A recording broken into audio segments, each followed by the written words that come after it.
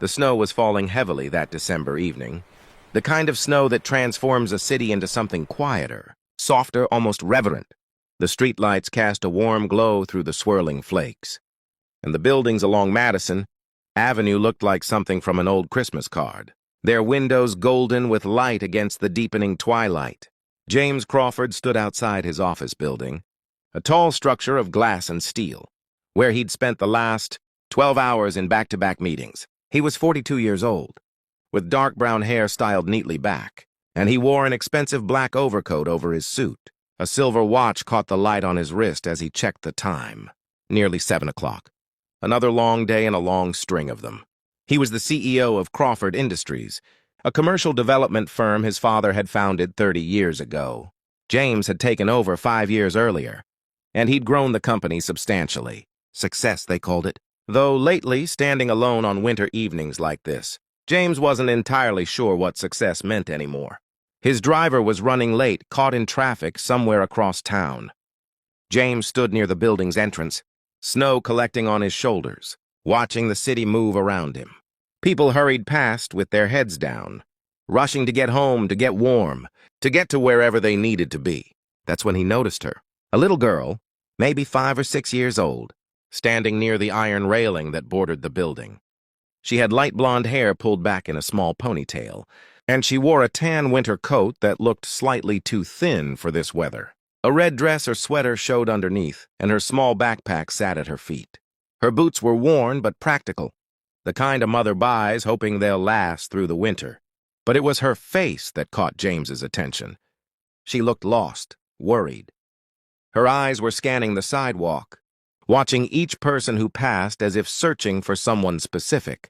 James felt a familiar tug of concern, the same instinct that had made him stop countless times before, when he saw someone who needed help.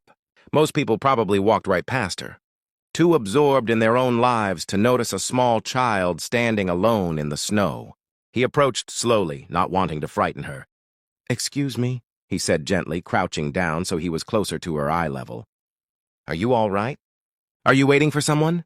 The little girl looked at him with wide eyes, blue and frightened, and James could see she'd been crying. Her cheeks were red from the cold, and snowflakes had settled in her hair like tiny stars. "Sir," she said, her voice trembling, "my mom didn't come home last night." The words hit James like a physical blow. This child, this tiny girl standing in the snow, was telling a stranger that her mother was missing. His mind immediately went to all the terrible possibilities, but he kept his expression calm and reassuring. "What's your name, sweetheart?" he asked softly. "Lucy. Lucy Chen." "Hi, Lucy, I'm James. Can you tell me what happened?" "Where do you live?" Lucy's lower lip trembled.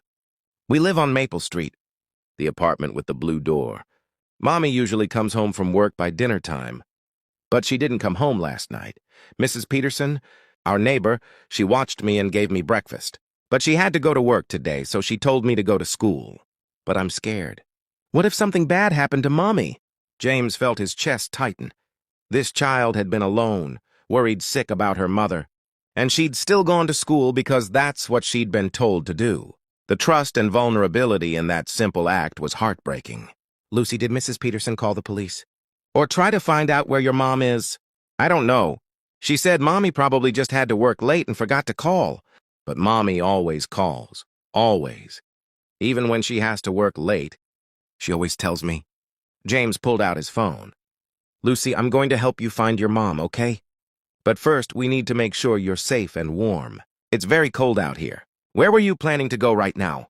"I was going to walk home, to see if Mommy was there. But I'm not sure I remember all the way. We just moved here 2 months ago." The thought of this little girl trying to navigate the city alone in a snowstorm, searching for her missing mother, was more than James could bear. He made a decision. "Lucy, I want to help you. Would it be okay if I came with you? We can go to your apartment together and see if your mom is there. And if she's not, we'll figure out where she is. Does that sound all right?" Lucy studied his face for a long moment, and James could see her weighing her options. Stranger danger versus the desperate need for help. Finally, she nodded. "Okay, but you seem nice. You have kind eyes. Mommy says you can tell if someone is kind by their eyes." "Your mommy sounds like a smart woman." "Come on, let's get you somewhere warm." James texted his driver to cancel, then gently took Lucy's hand. It was so small in his and so cold even through her mittens. He led her down the sidewalk, and she directed him toward Maple Street, which was about 8 blocks away. As they walked through the falling snow, James asked gentle questions, trying to piece together what had happened while also keeping Lucy's mind occupied. "Tell me about your mom, Lucy. What's her name?" "Grace. Grace Chen. She works at the hospital." "She's a nurse. She helps people get better when they're sick or hurt. That's a very important job." "She must be very caring." "She is. She's the best mommy in the whole world. She reads me stories every night, and she makes the best pancakes, and she always knows how to make me feel better when I'm sad." James felt a lump forming in his throat. "She sounds wonderful." "And what about your dad? Is he at home?" Lucy shook her head. "Daddy died when I was a baby. I don't remember him. Mommy says he was very brave. He was a firefighter." Of course he was, James thought. This family had already endured so much, and now the mother was missing. Life could be unbearably cruel sometimes. They walked in silence for a moment, and James noticed how Lucy kept glancing at the people they passed, still searching every face for her mother. The hope and fear in her expression was almost too much to witness. "Lucy," James said gently, "when was the last time you saw your mom?" "Yesterday morning, before school. She kissed me goodbye and said she'd see me after work. She was working the day shift, so she was supposed to be home by dinner. But she never came." "And Mrs. Peterson, the neighbor who watched you, she didn't seem worried?" "She said grown-ups sometimes have things come up. That mommy probably just got busy. But I know mommy wouldn't forget about me." "Something must be wrong." The conviction in Lucy's voice, the absolute certainty that her mother wouldn't abandon her, spoke to a bond that James found himself envying. His own childhood had been comfortable but cold. His parents more interested in building their business than building relationships with their only son. They turned onto Maple Street, a row of older apartment buildings with fire escapes climbing their facades. Lucy led him to a building halfway down the block, painted a faded yellow with a blue door at the entrance, just as she'd described. "This is it," Lucy said, her voice smaller now, as if she was afraid of what they might find. Or not find. James held the door as they climbed the stairs to the second floor. Lucy stopped at apartment 2B and reached into her backpack, pulling out a key on a string that she wore around her neck. "Mommy gave me this for emergencies," she explained. "She said I should never go into the apartment alone if she's not home. But this is an emergency, right?" "Yes, sweetheart. This is definitely an emergency." Lucy unlocked the door and they stepped inside. The apartment was small but tidy, with furniture that had clearly been chosen for function rather than style. But there were touches everywhere that spoke of love. Drawings taped to the refrigerator, a vase of fresh flowers on the kitchen table, photographs on every available surface showing a beautiful Asian woman with a bright smile holding a little girl at various ages. Grace Chen, James presumed.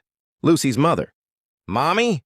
Lucy called out, her voice echoing in the empty apartment. "Mommy, are you home?"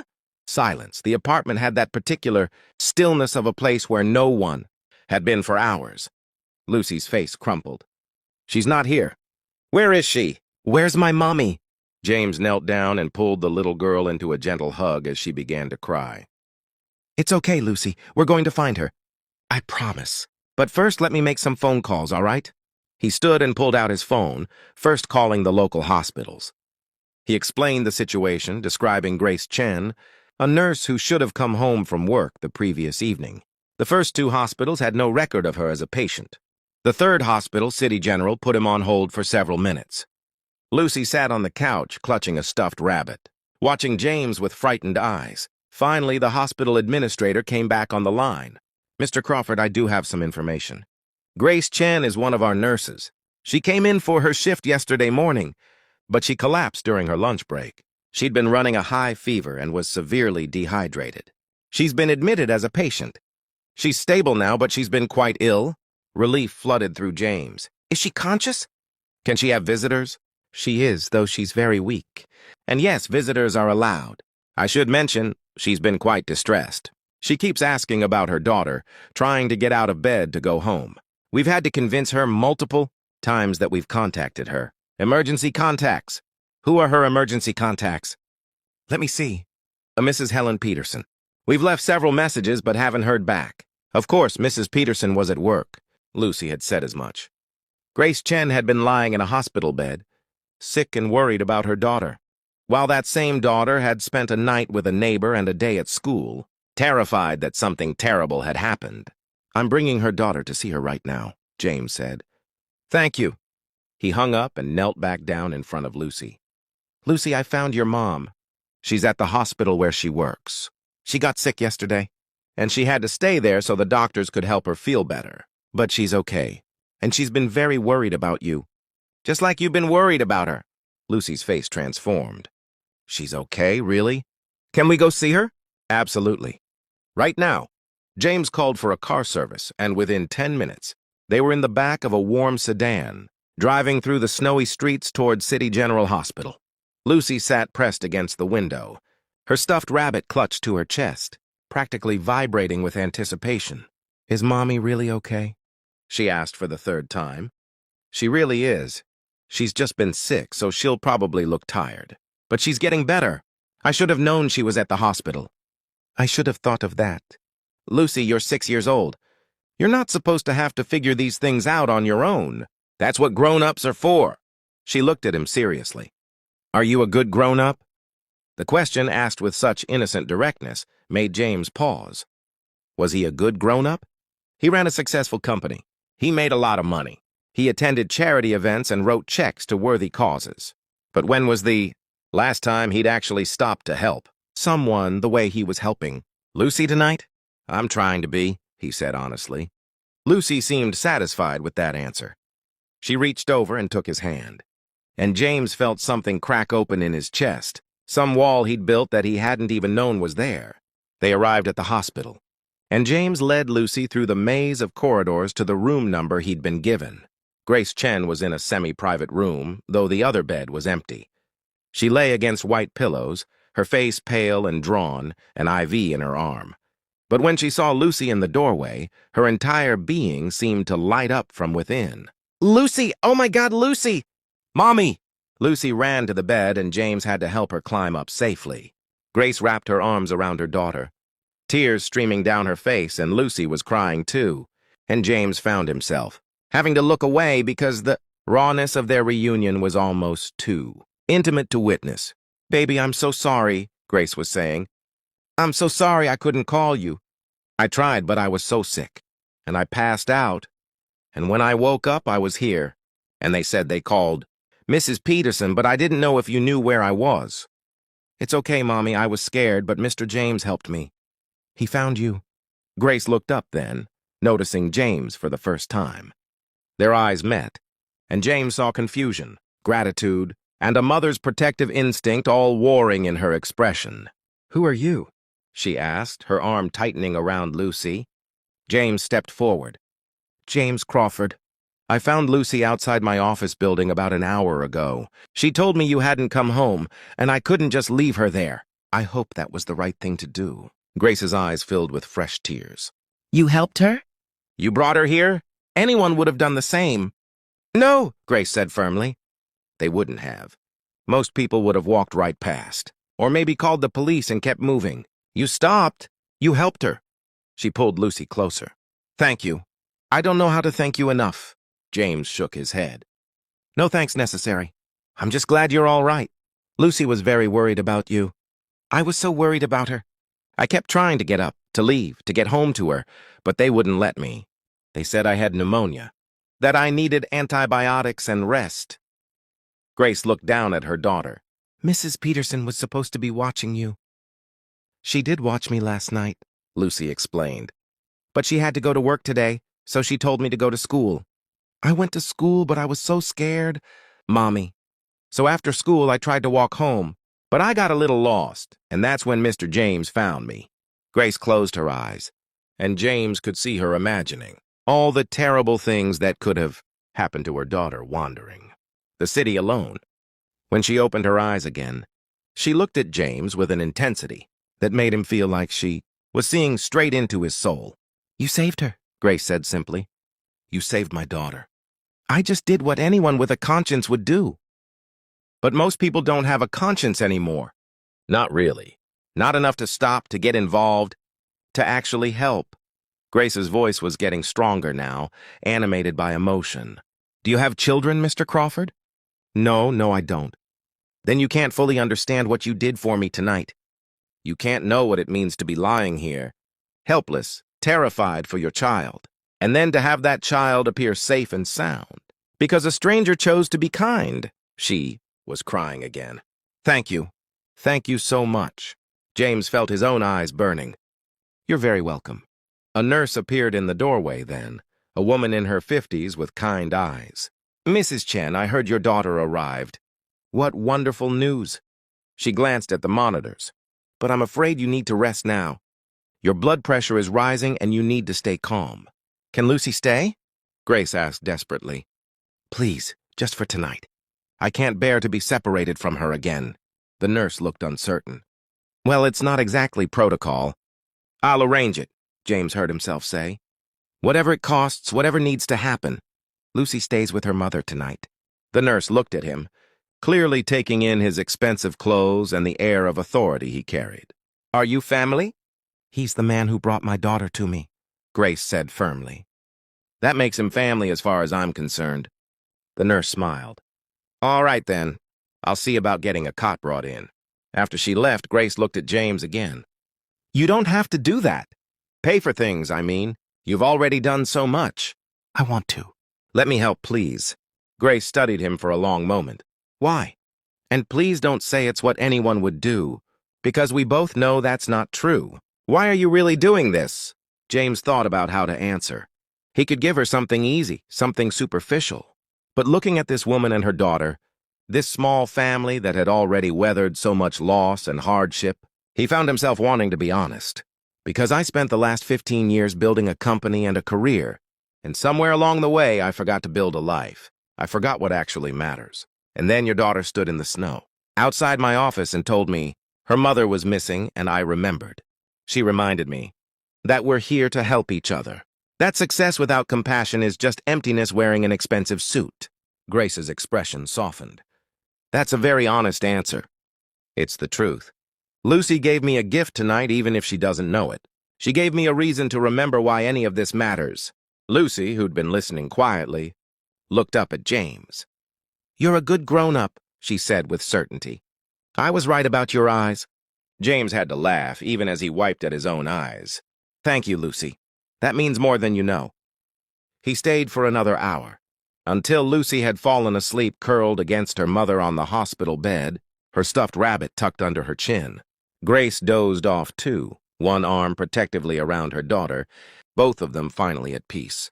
James spoke quietly with the nurse on duty, arranging for the cot and making sure Grace's medical bills were covered. He left his business card with instructions to call him, if Grace or Lucy needed anything at all. As he finally left the hospital and stepped out into the snowy night, James felt different somehow, lighter, more present. The city looked beautiful, transformed by the falling snow into something magical and new. He pulled out his phone and called his assistant, who answered on the second ring despite the late hour. Stephen, I need you to clear my schedule for tomorrow morning.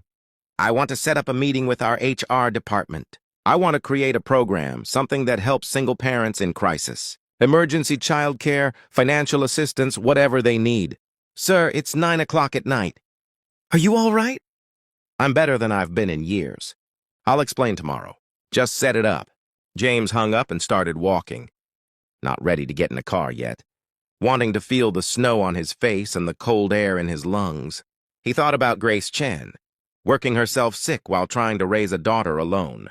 He thought about Lucy, so brave and trusting even in the face of fear. He thought about all the other Graces and Lucys out there, struggling quietly, hoping that someone would notice, that someone would care. And he thought about the man he'd been just a few hours ago, walking out of his office, building focused on quarterly reports and market projections, almost too busy to notice a little girl standing in the snow. That man felt like a stranger now. James pulled out his phone and looked at Grace's emergency contact information, which the hospital had provided. Tomorrow he'd call her, check on them both, see if there was anything else they needed. Maybe he'd stop by.